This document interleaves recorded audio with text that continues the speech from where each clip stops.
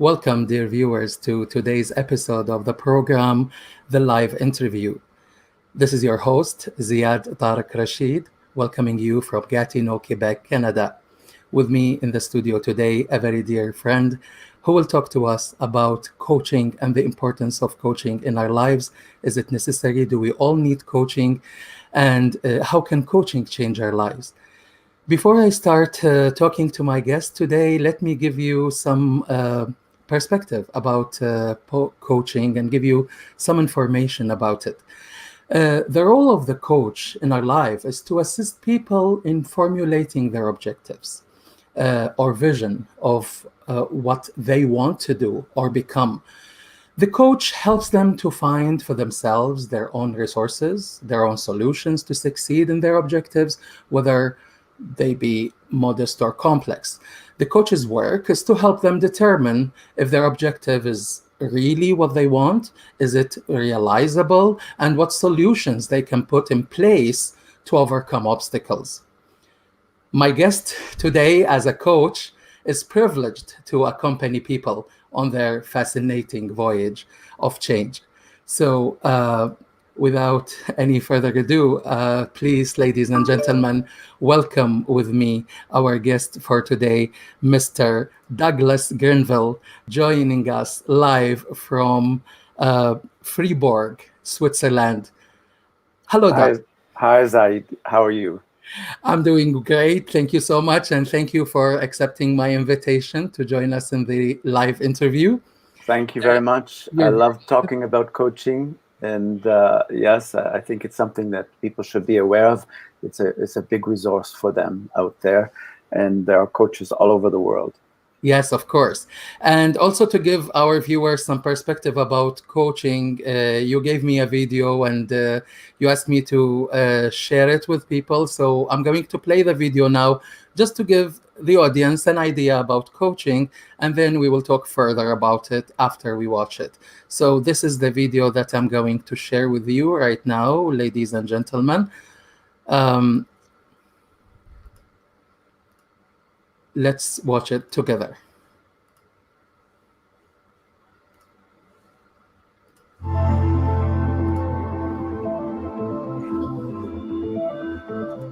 I had a feeling, maybe I should do this. Maybe I should call her. And I took her up on that offer, not knowing I was headed for a life-altering experience. I had someone in front of me who was actually there talking me through the process of what do we need to do to equip you for tomorrow. So her gave me this space to speak up and to talk. She kept digging deeper and deeper until I got all the answers for the questions within me. Every single week with a coach, there's something that you can learn. Feeling that you have someone that's there in your corner, rooting for you, has certainly helped me stay engaged as a leader and stay committed to what I'm doing.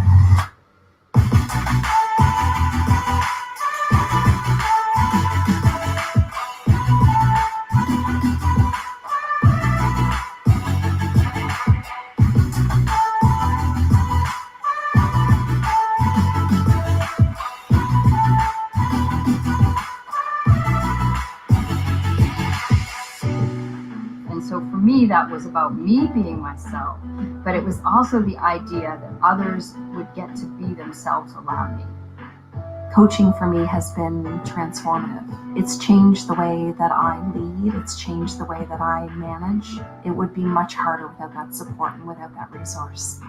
I believe that I have the right tools to help me with any struggles I could face in the future. There's no obstacle that I can't overcome. I was my own superhero. I didn't have to wait for anyone. The superhero was within me. I know that I would not be in the place I am today if I hadn't have had the gift, that opportunity that the organization invested in me to be ready for today. I would recommend coaching to anybody who is at a point in their career where they're either unhappy, frustrated. Like if you've tried other things and you're like, I can't change this, I can't shift this, get some help. That's what coaches are for.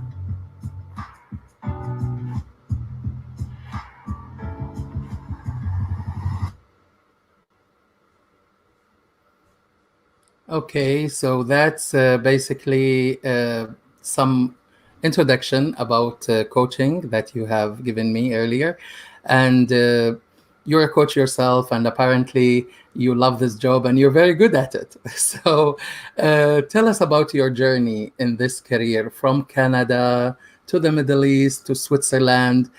How did you become the person that you are now? If you can introduce yourself in more detail to the audience that are watching us right now. I suppose it's natural that I became a coach because coaching is about change.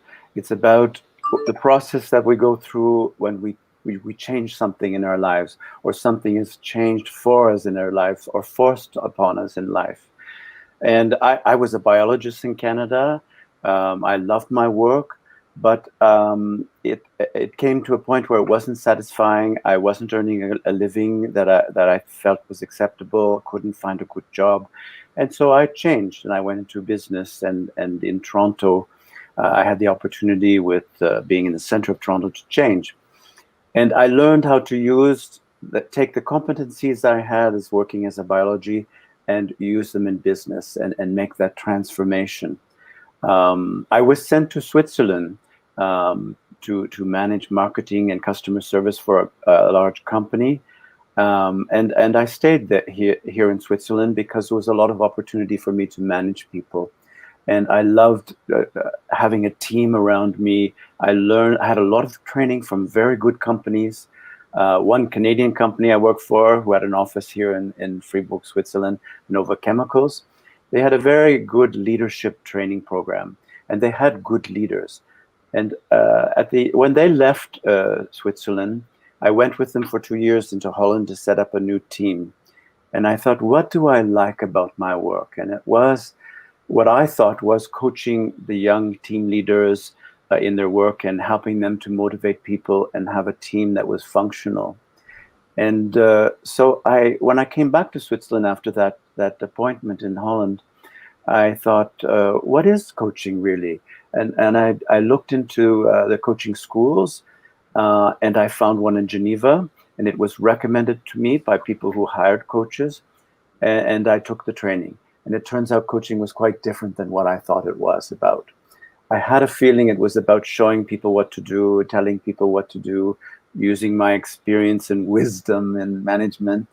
And really coaching was helping people find their answers, finding their own pathway to where they wanted to go. So my role was quite different. It was an accompanying role to help them find their own way. Mm-hmm. Very interesting. Doug, can you tell us how can a coach facilitate learning? We as coaches learn to ask questions. We learn to sense the emotions that people have during the answering of those questions, because change is not an intellectual thing. We may decide, or it's decided for us, that we change careers, we change jobs, we change countries. So there's change, and we have to adapt to it. It comes with a lot of emotions, and that's what we're looking for. What do you really want, and what's behind that? How will you? The question I often ask is, if you attain that goal, how will you feel? Where do you feel that in your body? What does it feel like? Tell me what you're doing if you reach this goal. And then I get a sense if it's the real goal. This is really the goal they want. Okay, I see the emotion. Okay, then we look at some of the resources the person already has to reach that goal. What in their experience, and we often forget the experiences we have, the competencies we've had in different jobs or schooling that we've had, that will help us and can be applied to the new situation. So what aspects of life does the role of the coach appears? Like only on the professional level, or also on the personal, emotional levels? If you can highlight on this point as well, please. My specialty is coaching people who have had illness and have been off work and have to go back to work or change careers because they can no longer do their work. So they've been off work a long time, so there's a lot of emotions attached with that. Often today it's burnout, so they're afraid to go back to work. They don't want to become sick again and stressed. So we coach the person. We don't coach the professional. We don't coach the job. We are coaching the person, and their balance of life is important in succeeding with their goals. So I can see one of the questions that also came right now from Hiba Al-Ghawalbi. She's from Toronto. She's asking, is coaching part of self-development? Absolutely. When I was training as a coach, we coached each other. And I came out of that training understanding myself so much more and what I really like doing, and what I'm good at, and what I have been good at the past, and what's good for me for the future. So it is about self-development. When you're faced with a change or a question, having someone, a professional coach, who is neutral in the situation, they don't have an investment in you. It's not like an employer or a family member. They ask you questions to help you really sense what you want to do, where you want to go, what your vision of your future is. So talking about coaching in general, it basically teaches about unlocking your potential and maximizing your performance. How is that feasible in the real world? Well, it's used more and more by many people.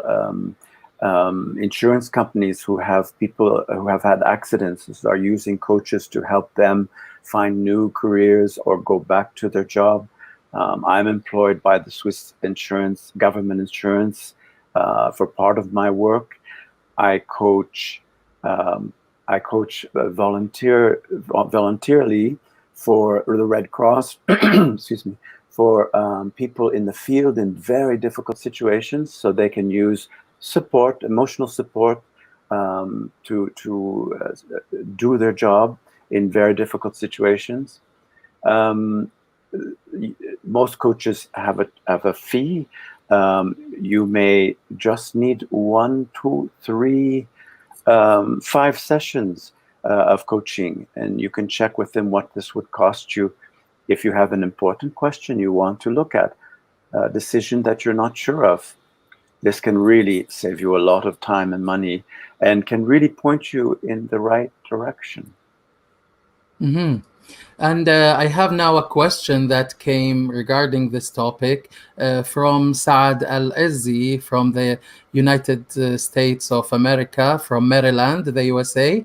He's asking, you mentioned that some people might be burned out. Yes. How do you reactivate them? Okay. Well, I would love to coach people before they burn out. When they're feeling stress, when their body is they're getting illnesses, or they've fallen, hurting themselves, you need to listen to your body. Burnout people often fall seriously ill, and it can take them a long time to get back to work and feel confident again, because you lose your confidence in this situation of stress. So it would be wonderful to coach people before they burn out. Once they've fallen ill, it's a slow recovery. Often they need medical treatment. Sometimes they even need psychological help or psychiatric treatment. But when they feel they're starting to be ready to face the world again and go back to work, that's when a coach comes in. And I'm different than a psychoanalyst or a psychologist. I'm looking at the future. Where do you want to go? What are your choices? What different choices do you have? How can we explore those? And how can we build your confidence? So my job is helping them to see themselves as they really are, and not in a negative way, not in the, oh, I've burned out, I'm so frightened, I'm not ill, I don't want to do this. I'm saying, what do you want to do? What would make you feel good? What are your resources? People forget all the things, the experience they've built up in life. And sometimes a burnout is a time for a real change. Crises in life are an opportunity to really step back and say, what do I really want in life? And this is where a coach can really help you.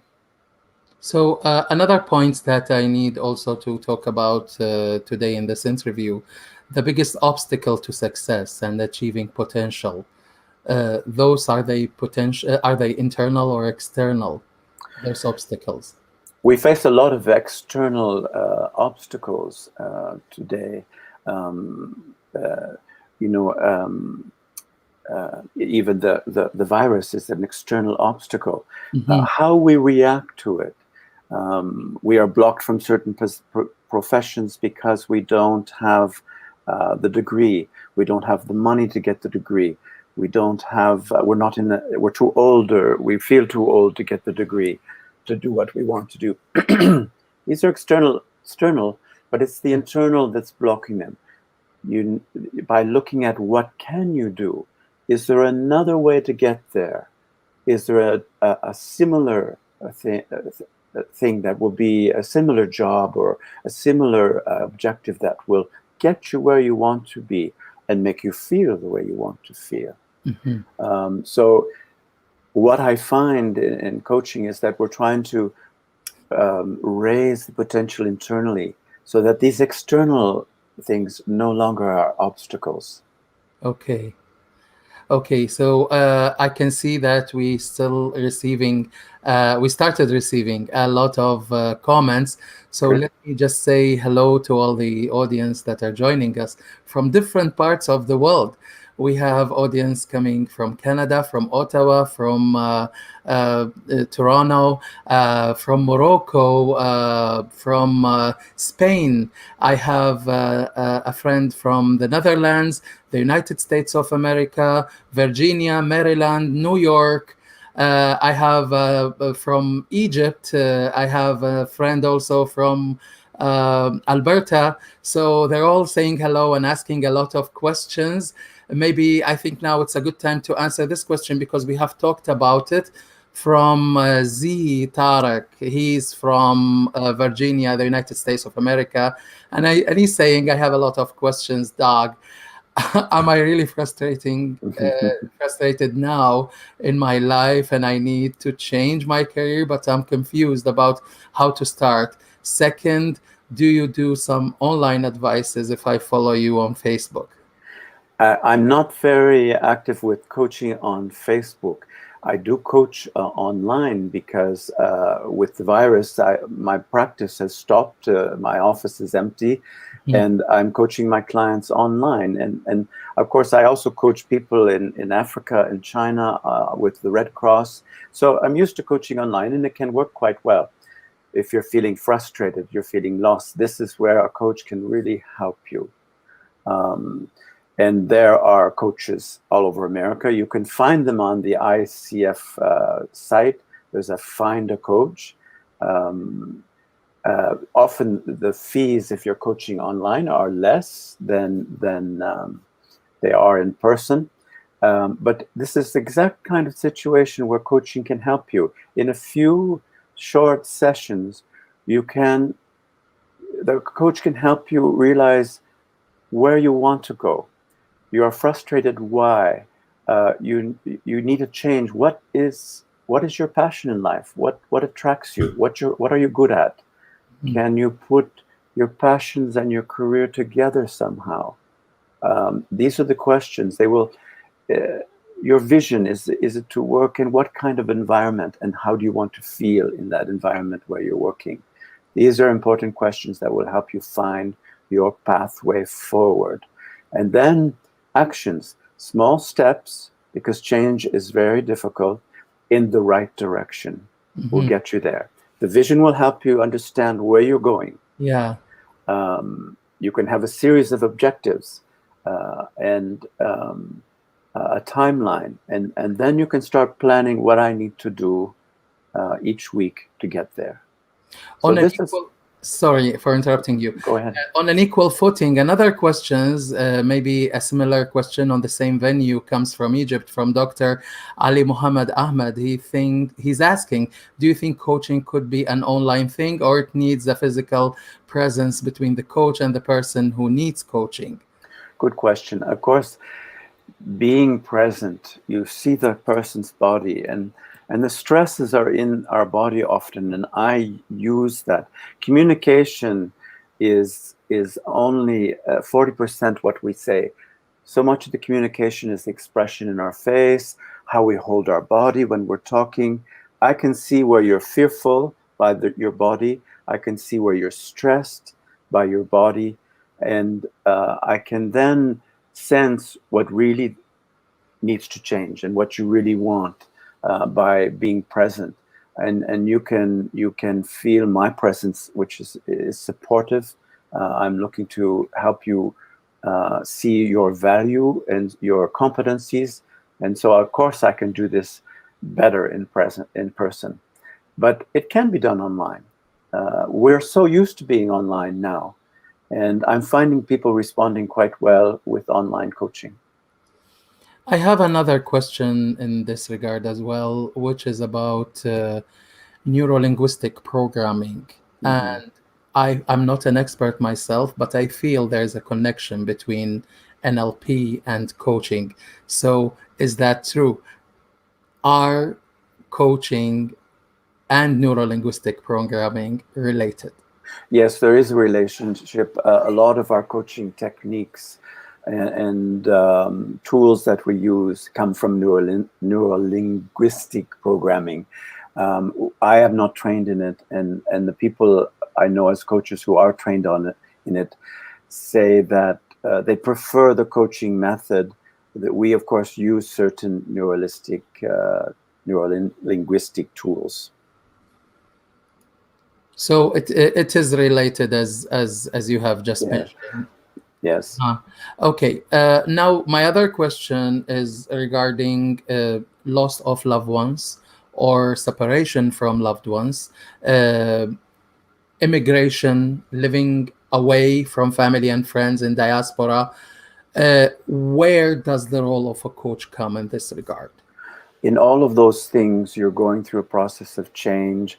It's like a mourning, and you first go into denial.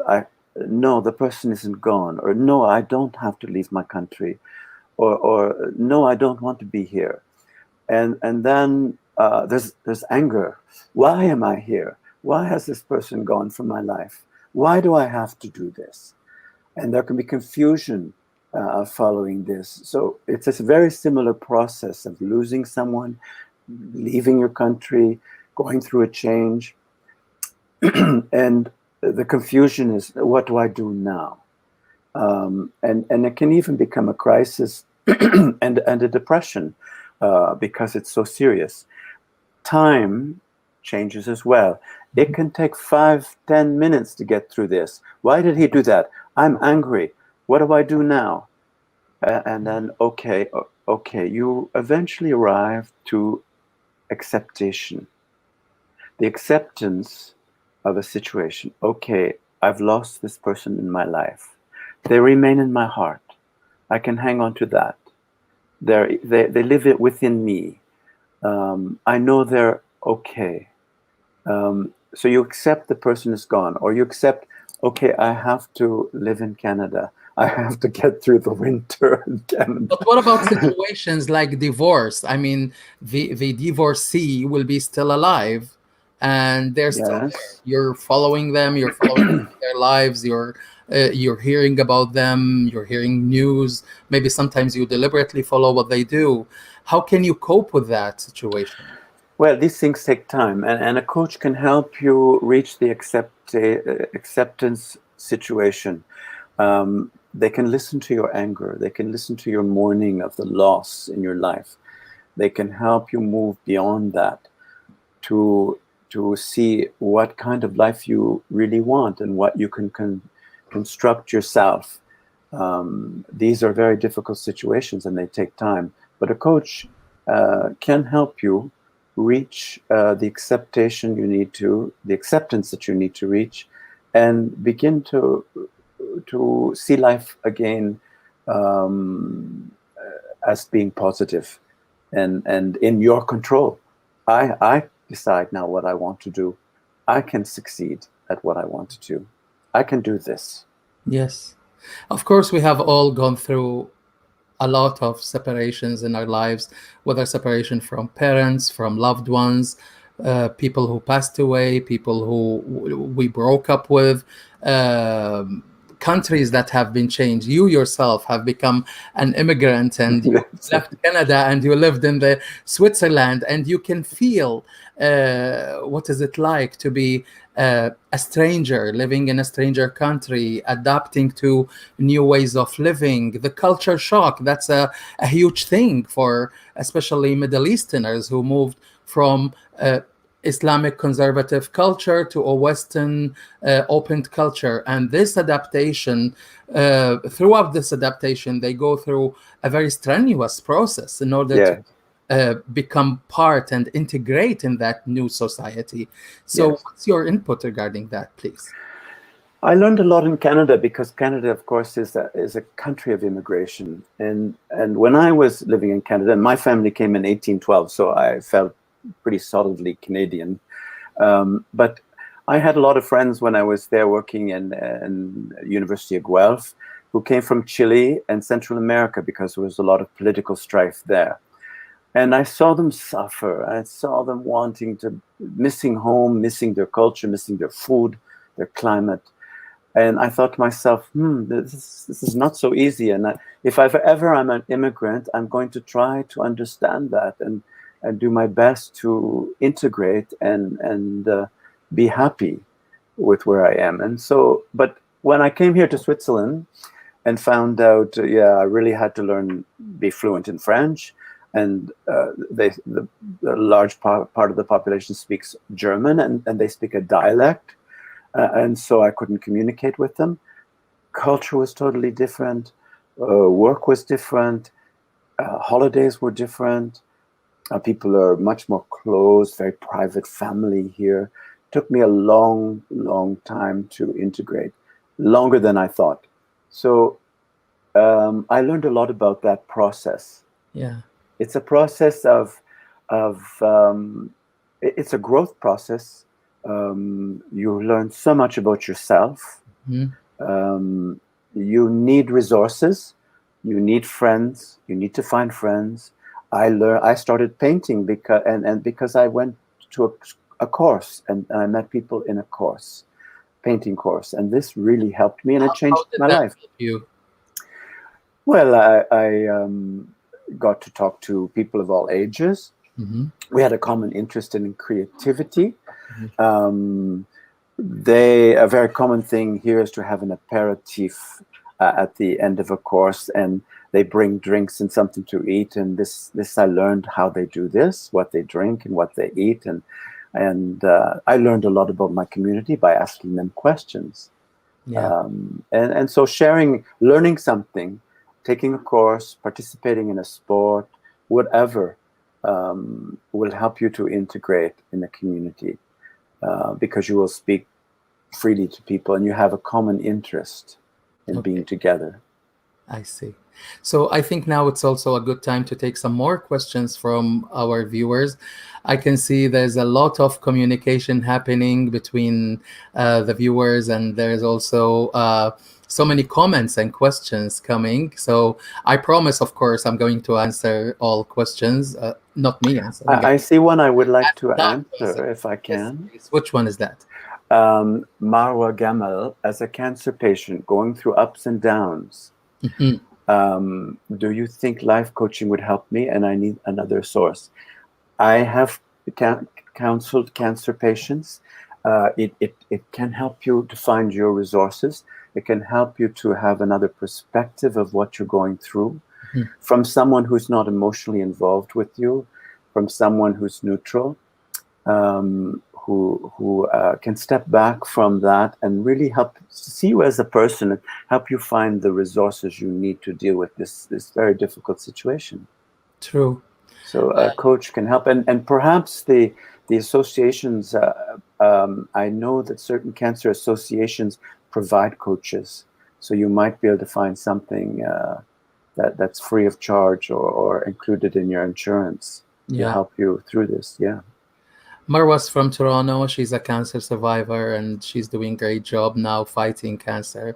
And we all support her. She's a co-host sometimes with me. Oh, yes. Okay. Very good. Yes. Yes. And she's a wonderful person. She has a great personality. She smiles all the time.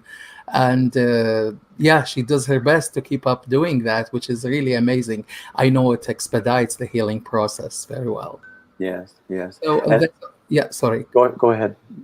There's another question coming from Hibal Gawalbi. She's saying, is your role in coaching start when any individual feels that he or she in need to change, so they approach you, or when they are really frustrated and even don't have any idea what to do or where to start? Both. I get people who say, I know I need to do something, I don't know what it is. So that's fun in a way, because we can explore this completely unknown together, and it can be a lot of fun. And my training is to have these tools to help you find that starting point, and also to have a vision of where you want to go. Mm-hmm. Other people have very specific goals. I want to be better at what I'm doing. I want to work in an environment that is friendly and serene. And then we go there. We look at all the resources to get there and what are the obstacles and what solutions to put in place. Another question comes from Duarte Augusto from Spain. Mr. Grenville, are you talking about vibrations in the room, conscious and unconscious ones between coach and client? Vibrations might be one way. Yes, we certainly use what we call intuition. Mm-hmm. What am I sensing? Sometimes I just stop and say, we're talking about a new career, or we're talking about your problems at work, but I sense there's something else. You mentioned that you're always thinking of work. What about home? What is at home?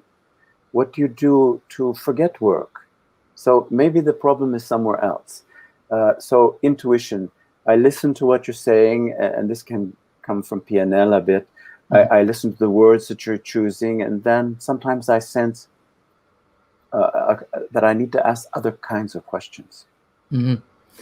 Another question from Hiba. She says, when your life comes across negative people who infected my life, for how long period of time with bad vibes and abusive attitude, how can I reduce effectively those emotions, even though I got rid of them permanently?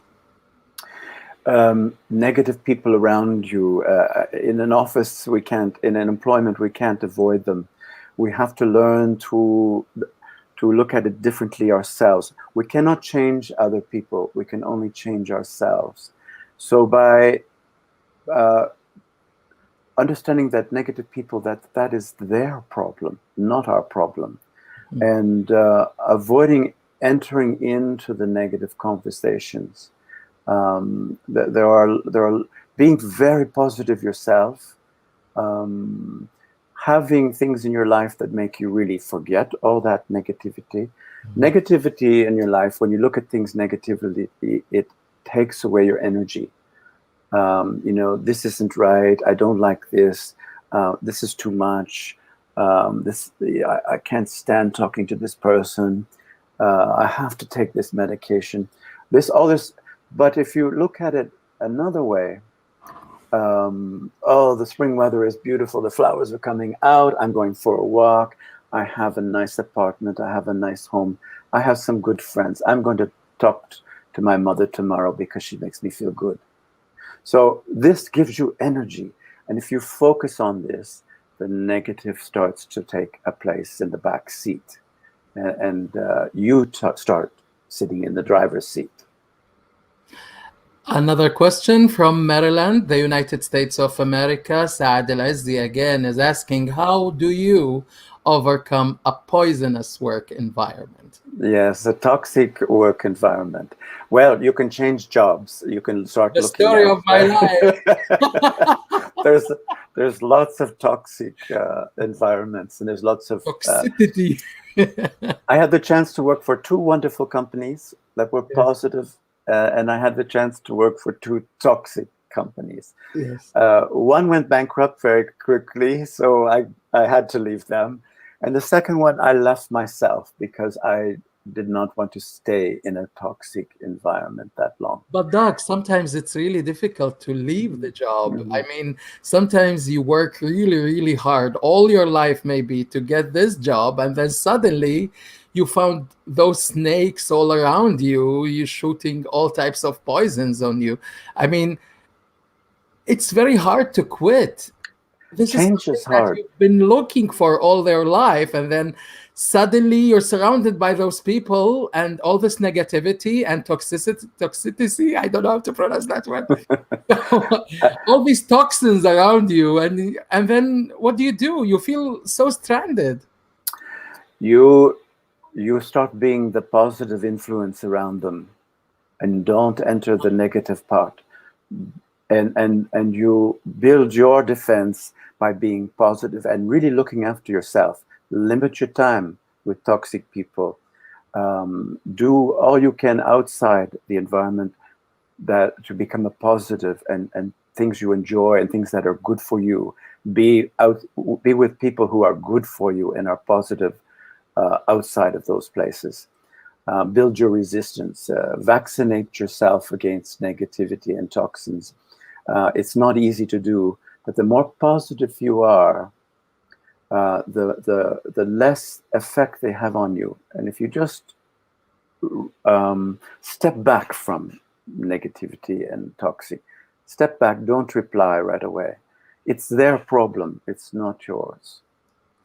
Maybe this coming question also falls in the same mainstream about jobs and losing jobs, from Adam Gadar. He's from Toronto, and he's asking, what 3 things you advise someone who lost their jobs during the period of COVID-19, and if they're approaching, and if you're approaching to a job interview.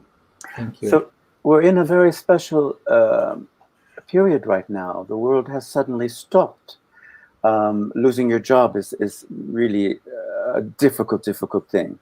It's not a nice thing to happen, and suddenly no one's doing interviews at the moment. But this period interviews sometimes are being done online. Yes, there's things online, there's things happening, and there's a big need for people. And there's always someone out there who needs you. So you really have to know who you are and what you have to offer. So take this time to really understand your competencies, your value in a workplace, what you want to contribute, what you've contributed in the past, what's really worked for you in the past, what kind of environment has really worked for you. And write them down, build this story about you in a very positive way. And look at the job listings. When do you feel good when you read them? When do you say, that's me, I like that. Oh, but I don't have this. But okay, what do you have? Do you have enough to apply for that job? Use this time to understand who you are. And for an interview, the first interview is to get the second interview. So you want to present this positive person. You want to be able to talk about yourself in a very complimentary way. Know your strong points. They will always ask you what your weak points are, so have something prepared. But know what you can accomplish and know what you can do for this company. And if you don't get the job, it's not for you. There is someone out there who needs you. There's someone that's really right for you. And the more you know and focus on what you want, the more likely you are to find it. Another question came to me from Morocco on WhatsApp. It says the cooperation and this reciprocation between a coach and a coachee or the trainee, Does it differ according to the age group? I think No. the question is about age, like if the coach should be older or younger than you, or it doesn't make any I tend to difference. be older than my clients. No, there's young coaches who are very competent. Age is I not, think all this gold because you're sharing your experiences maybe in your life as well with them, right? of course, but the real technique of a coach, asking the right questions, sensing the person, and following the process it can be done at really any age. It's an advantage to have my experience. I've learned to listen. I've learned what listening to people really is. I listen with my whole body to try to understand the person, try to sense the person. So that's an advantage. This question brings up other things that you need to have confidence in your coach. You need to feel, okay, I trust this person. Coaching is a very personal thing, and the coach has a code of ethics. What passes between you and the coach is confidential. It's only between you. So the coach should be a certified coach that follows the ethical code of coaching, because what you share is very personal and private. It's privileged information. So you want to trust your coach, and I think that's important. Yeah. Another question about the workplace, also from Saad El-Izzi, Maryland. He's asking, if you avoid negative people, as you have just mentioned, wouldn't that be reflected on you as being antisocial? It might.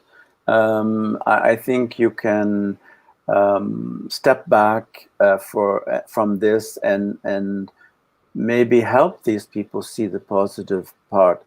You know, in workplace, we often get together and talk about the boss or some person we don't like, and we go on, and we thrive on this. This is often because we're not too busy. As a former manager, one of the things a team needs is it needs to be busy. If it's not busy, it will find its energy in negative things, talking about people, complaining. This makes us feel alive. True. It's not helpful. When your team leader is giving you enough to work on, and you have a goal and a challenge, you're less likely to be negative. And that can be some of the problem. So try to keep busy. Try to focus on what you really want to accomplish. What do you want to accomplish, and what you should be accomplished with others, and work with them as much as you can. Sometimes you need to change. Yeah. Another question also, and maybe with this question, after answering this question, I will switch gear to the coaching process itself. Okay. So this question comes from Hiba Al-Ghawalbi, Toronto, Ontario. She's asking, is coaching going to replace Psychotherapy. Yeah, I think psychotherapy, is that going to be replaced by coaching? Often people who once went to psychotherapy will come to a coach because they're looking not so much to talk about their problems and past, they're looking for their way forward. And that's really the difference. I want to do this, I want to change, and that's where a coach replaces psychotherapy. I mean, this question was also in my mind when I was interviewing you, or when we first started our interview. Are they interrelated, or they are two different fields of expertise? Many of the questions will be the same. A lot of my clients who, because they're coming from being ill, have seen psychotherapists, and they prefer my approach partly because they're ready to move forward. Okay. And that's where I'm taking them. I'm not a psychotherapist, so I'm not going to look at in depth your problems. I'm going to help you move forward away from the problems, or find solutions for your problems, and find out where you want to go. And that's it's quite a different process. Yeah. There is overlap, certainly. Yeah. There's a question also that came on WhatsApp to me.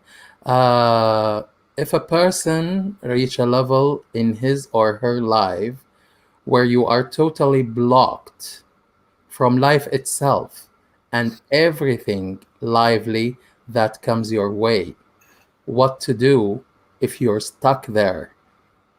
And she's asking me, please ask him the question.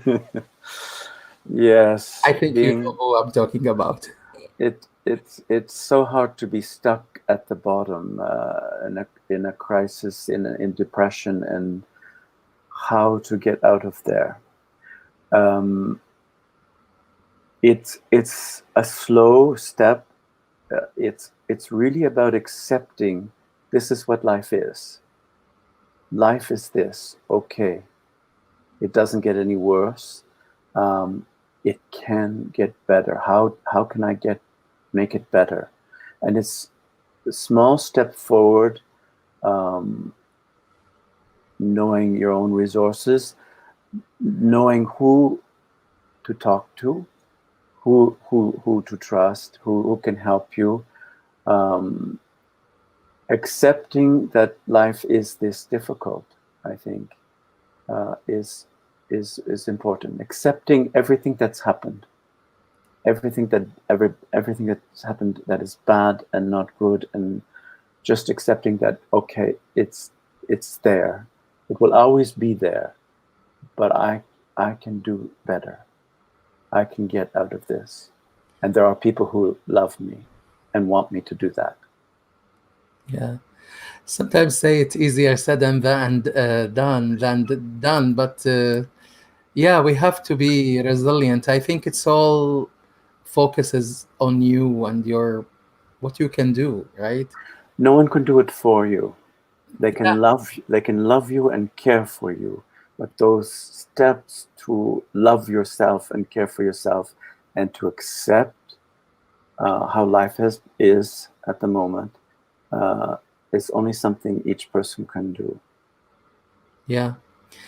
Okay. Sometimes we cry a lot at coaching, it brings tears to people's eyes. Sometimes we need to cry to accept the past. Have you ever cried with one of your clients? Yes, people have made me cry, yes. How many times did that happen? Not too often, because usually I'm anchored, I'm centered. Yes. But yeah, some very touching moments, yeah. Yeah, we're human beings. Sometimes we lose it. In my career, I also do my best when I interpret, especially with the humanitarian cases. Yes. I do my best to focus on what I do and disassociate myself from the environment around me. But sometimes you can't, because you can relate to the issues. Some issues can remind you of personal things that happened in the past. And then you end up getting vicarious trauma, and you become traumatized yourself on behalf of those people. So when you go back home, you feel depressed, not in the mood, and then you need to do something to get you out of it. In coaching training, we talk about this. It's often called the mirror effect. Someone tells a story, and it's something you've lived and something that's touched you. And as a coach, you have to recognize that very quickly to prevent you from being taken away from the process of coaching that person. Yeah. Okay, Doug, let's switch gears now. Okay. Talk about coaching process. How does the process happen? So I am a client or a patient, I'm visiting you, and I have gone through a lot in my life, job-wise, family-wise, name it. So how do you deal with every layer? We start by getting to know each other a bit. I would say, Ziad, tell me a bit about yourself. Who you are and what's important to you. Mm-hmm. And after that, I might say, why are you here in front of me today? Why have you come to me? Okay. What do you need help with? And once I understand why you're there or have a feeling of that, I will say, well, where do you want to go? Mm-hmm. What is it you want to feel? How do you want to feel? Mm-hmm. If it's an identified problem, how do you want to feel about that problem? If it's an objective, a career goal, how do you want to feel in that career? We ask a lot about feelings because you're going to be motivated to change by that feeling of success, that feeling of serenity when you get there, that feeling that you want when you get there. Whatever that feeling is, you're going to be motivated for that. So I'm going to say, okay, if you solve this problem, if you get there, how is it going to change your life? Oh, it's going to make me feel great. It's going to make me rich. It's going to make me feel wonderful, serene, whatever it is personally that you're looking for. Yes. Okay, I want you to feel that for a moment. Where is it in your body? Where do you feel that? What color is it? And I will go on and until we really sense that success. Okay. Then I'll bring you back to reality, and maybe I get out a pencil and we write on paper or on a board. Let's look at all the things you have already that can help you get there. And it might be, okay, I have a good education. I have some good friends. I have family. I'm pretty resourceful. I'm really determined when I want to be. And I will keep at that. I won't let you bring in, yeah, but I've lost my confidence. Yeah, but I don't have money. Yeah, I won't let you bring that in this point, because I'm going to make you build the longest list you've ever seen of all your capabilities, all your good points. And then I'm going to say, okay, what's the problem in getting there? Yeah. Well, nobody supports me in this in my family. I don't have any money. I'm getting on. Okay, 3 things. Now look at this list we've created of all your potential, all your competencies to get there. And that helps change the mind of the person. Oh, yeah, maybe I can do this. Okay, let's look at the solutions to these problems then, with that in mind. And so that's one way we might go. Another way is the person's so wrapped up into that problem they can't see it correctly. So let's look at the balance in their life, and I do what is called the wheel of life, and I divide it into 8 parts, this big circle, and I say, what's important to you in this life? Is it family, work, friends, health, money, sport, hobbies? And we put it all up on there, and then I ask them, from 1 to 10, what's your satisfaction with each of those?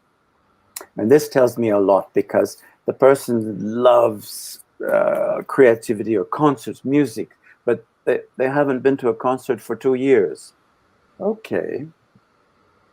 And all they've been concentrating on is work. They don't have time for anything. They don't do any sports anymore. Their health is deteriorating. Okay. So maybe before we look at the job change or the problem with the job, let's look at yourself. What can you do about your passion for music? How about this week? And these are the small steps I'm talking about. How about this week you go to a wonderful concert and just enjoy it? Maybe go with someone and really enjoy it.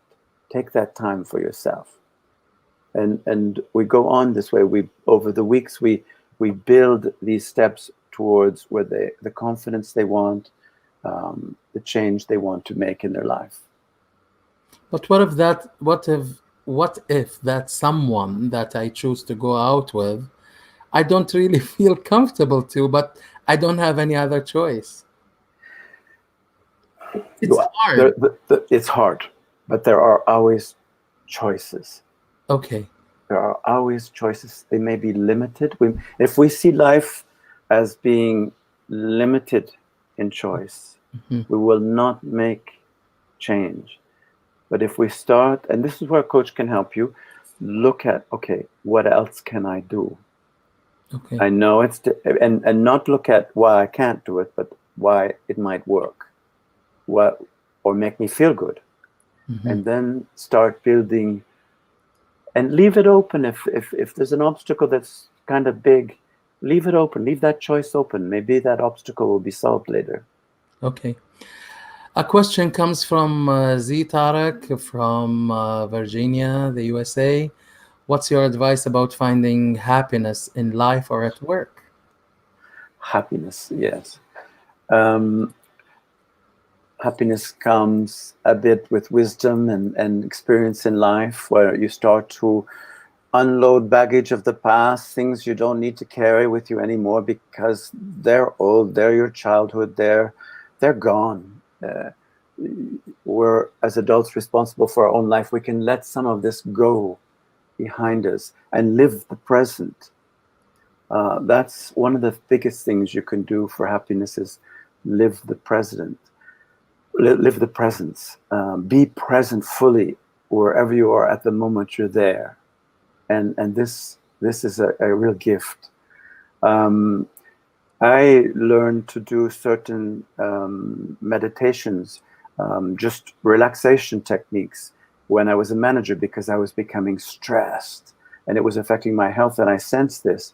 And it really saved me, learning simple meditation, simple relaxation exercises that make you forget at the end of the day everything that went wrong and everything that was stressful, and have a nice evening with your family or friends with the stress taken away. It might be jogging, it might be exercise, it might be listening to a music, a beautiful thing, but something that allows you to completely forget the day's stresses.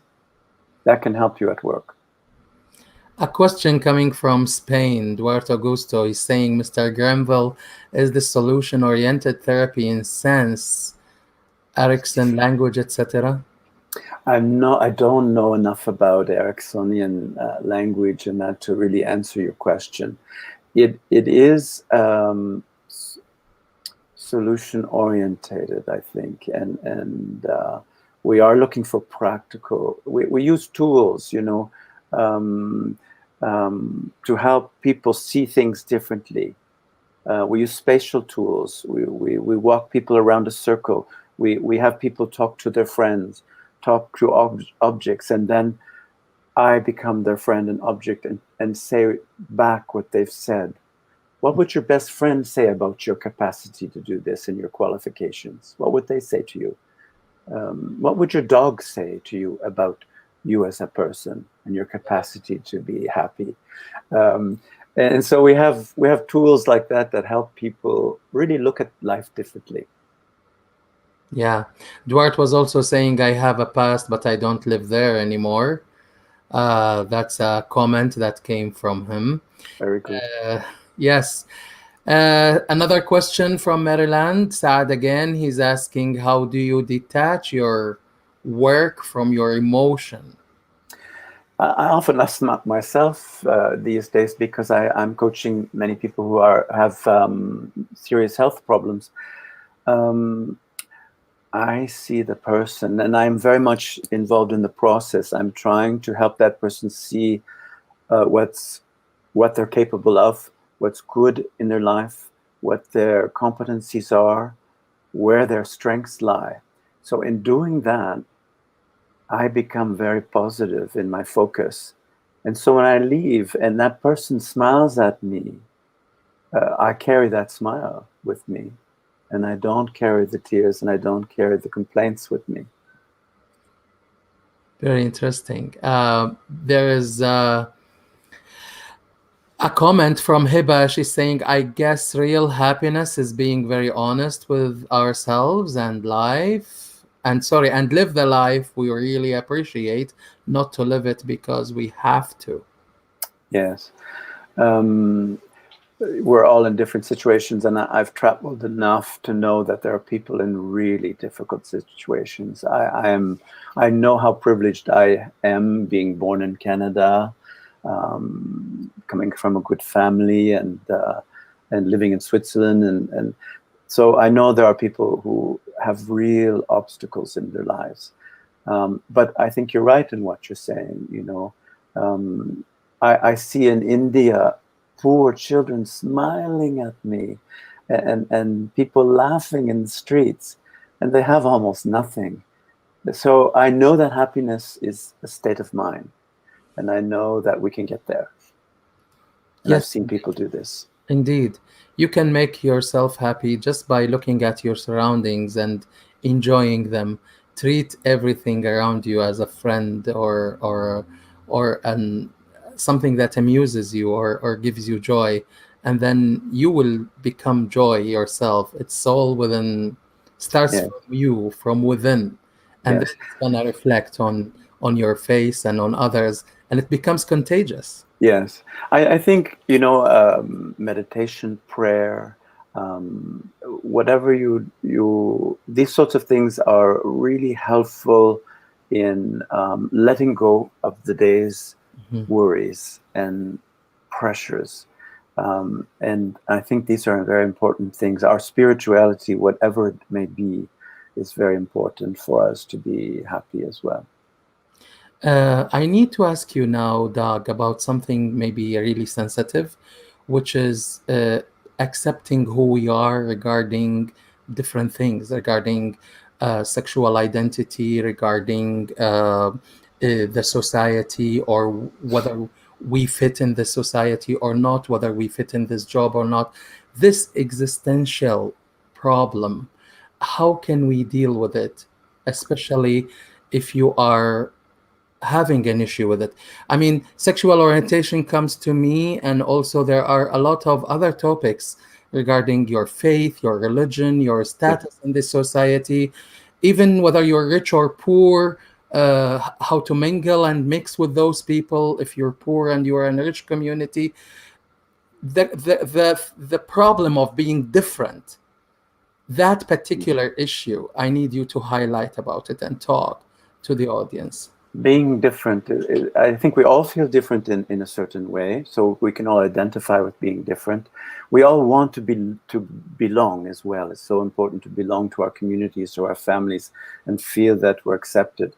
So if you have a different sexual orientation, you keep that a secret, and you feel you're afraid to reveal who you are.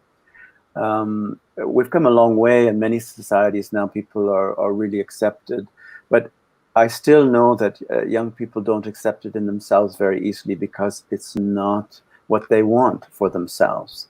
It's different. Being handicapped or having an accident and being handicapped. I see people who are in wheelchairs who have to come to accept this in order to be happy. Accepting who you are and everything and the richness of who you are. Sometimes it takes a mentor. I think sometimes you meet someone who accepts who they are totally in a way that you think you can never do. And that can really help people say, okay, I'm okay the way I am. Because I think inside your inner self, you say, I am this person, and I was born this way. And that is so important, to accept that. If you feel that this is me, and it may be difficult in the community you live in the culture you live in to tell people, but so important to yourself to say, I accept myself. I love who I am. I know things about the world that other people don't know because of the way I am. And I have sensibilities and knowledge about humanity that the people around me don't have, because I am different. And that's a wonderful thing. Yeah. So this fitting in issue, whether regarding sexual orientation or social stratum, just by, I mean, how do you deal with it? Just by accepting who you are and just say, I am good, I am great, but still people are not accepting you. Maybe they're considering you a foreigner. They're considering you a Muslim living in a Christian community. Mm-hmm. Yes. Considering you a poor person and they are a rich community. You're homosexual, for instance, and they're all straight. There are different people. So this social acceptance is a problem for everyone, and every one of us in this planet can relate to that. Yes. Because we have an issue. Human beings have issues with accepting others and accommodating them in their lives. Yes. I think it's important to seek people like yourself. So you have mentors a community, maybe of people like yourself, where you can really just relax and be like you are, and be accepted. But within your family and within your work environment, in the community, know what you bring, what you bring to that community. You bring talents, you bring sensitivities, you bring experience, and other people who are different in whatever way need that as well. I live in a foreign country. I bring my experience from Canada here. I bring my my knowledge from working in different countries here that some people here don't have. I bring my way of looking at things because I grew up speaking English to a world where they speak German and French. I came from a new continent, so I come from I grew up in a mining town in the north, wild wilderness. So people often want to know about that. So I have something to offer them. Know what you have to offer the people. I think that's very important. You have something to offer this community, this new community, and the people who don't really know who you are. You have something to offer to them. Give it to them. Show them who you are. Yes. In other ways, if you don't want to say, I am gay or I am Muslim, just show who you are. Be who you are. Yes. A question coming from Hiba Al-Ghawalbi in Toronto. She's saying, is it true that all of us have some mental issues with different levels? Yeah, I think so. Yeah, it's not a black and white thing. I am mentally ill and I am well. We all go through phases of difficult and maybe even mental illness. Life is difficult, and there are stages to go through. We learn from them. And crises are not really mental illnesses. We go through crises because something we're doing is not right for us. And we need to get out of that situation. We need to make a change that's so hard to make. Yes. And so a crisis has some real good things in it for you. It will help you change. Yeah. And when you come out of it, you will know that. It's and really- if you don't change, your crisis will come back later on. No. This question reminds me of a real joke that happened with someone I know. He was going through some psychological issues, and he had to go to a psychiatrist, and he sat with him and he said, the psychiatrist, okay, tell me, how can I help you? And he was like, I don't know what to say, but I think I'm crazy. So the doctor answered, who isn't? Who isn't? Yes. I remember once I lost a dear friend, and I was also doing my thesis for university at the same time, and I was depressed and felt incapable. And so I saw my doctor, and she said, well, you should probably take antidepressants. And I took them for a week, and I woke up one morning and said, I'm not this depressed. These things are horrible. I'm not that depressed. So I stopped them, and she was angry at me that I stopped them, but I said, I'm just not that depressed. I'm okay. I will be okay. And sometimes you need these things to help you. True. Absolutely. Yeah, we maybe they help you reset again and restart. Yes. Over. When you've really been through trauma, shock, you need professional help. You may need medication. Coaching is not a substitute for that. Yes. But coaching might be something later on when you say, okay, I'm getting better now, but I still feel I need someone to help me, accompany me. I'm not sure what decisions I need to make. True. That's very true. Doug, I think we have answered all the questions. I don't see any further questions coming. I think I have also covered most of the topics that I need to talk with you about. I know we have gone after 1 hour. I apologize about that, but really the conversation with you is very, very, very interesting. And I myself have learned a lot about coaching. I have never used a coach before in my life. So you have opened my eyes to a lot of things today in this interview.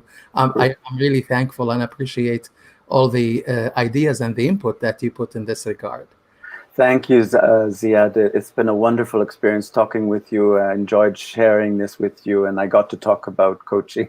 Yeah, of course. Thank you so much. Allow me to thank all the audience and all the friends who joined in and asked the questions. I hope we have already answered all the question. Duarte Augusto is saying thank you very much. He's saying bless you both. Thank you so much for your companionship. You're very welcome, Duarte. Hiba has enjoyed it so much. Thank you, Hiba, and thanks for all your questions. And I'm also waiting for your feedback to tell me more about this episode. And if you're looking forward to improve this program more and more in the future. And of course, Doug, you're very welcome to come again to talk about more coaching to us, and maybe we have more questions to you. So I think now we have to end up. Thank you so much. You're very welcome. Valuable time. Please stay safe, and best regards to you in Switzerland. Thank you. Thank you, Doug. Bye. Bye. Thank you, everyone. Bye. Have a great day.